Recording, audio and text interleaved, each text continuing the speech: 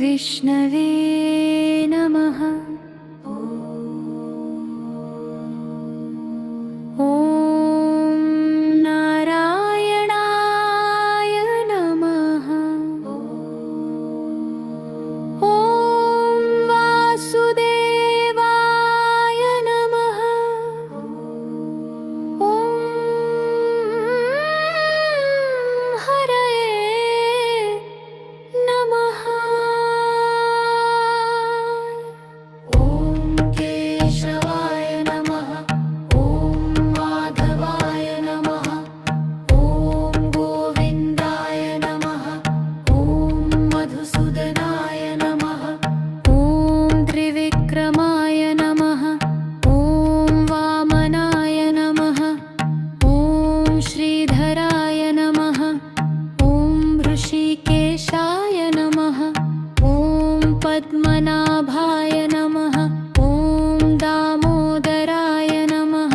ॐ सङ्कर्षणाय नमः। ॐ प्रद्युम्नाय नमः। ॐ अनिरुद्धाय नमः। ॐ पुरुषोत्तमाय नमः। ॐ अधोक्षजाय नमः। ॐ नरसिंहाय नमः। ॐ अच्युताय नमः।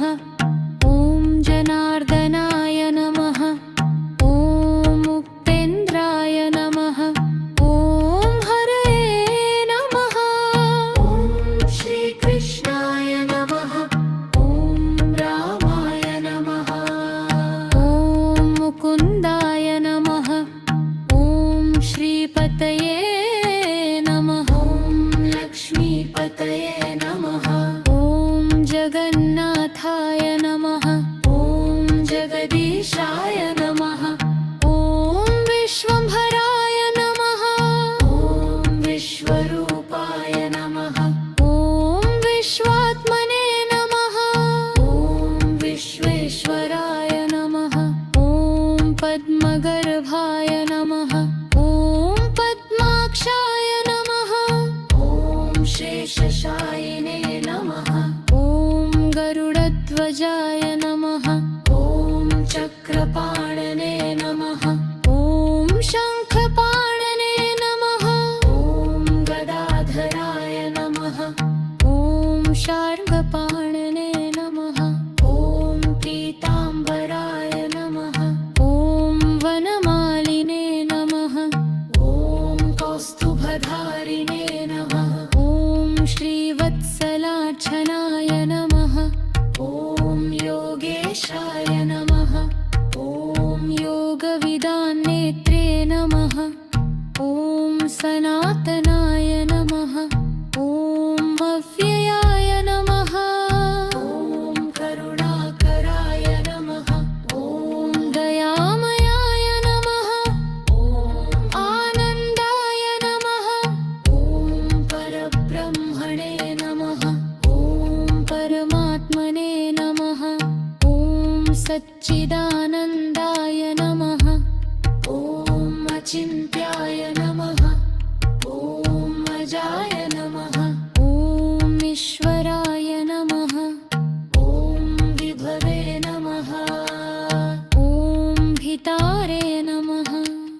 ॐ विधात्रे नमः। ॐ प्रजापतये नमः। ॐ यज्ञपुरुषाय नमः। ॐ यज्ञभुजे नमः। ॐ यज्ञेशाय नमः। ॐ धर्मगुप्ते नमः। ॐ धर्माध्यक्षाय नमः। ॐ सत्याय नमः। ॐ सत्यधर्मपरायणाय नमः। ॐ शरणागतवत्सलाय नमः। ॐ गोपालाय नमः। ॐ गोपीजनवल्लभाय नमः। ॐ नरारये नमः। ॐ कंसारे नमः। ॐ कालियदम्नाय नमः। ॐ गिरिधारिणे नमः। ॐ राधारमणाय नमः। ॐ द्वारकाधीशाय नमः।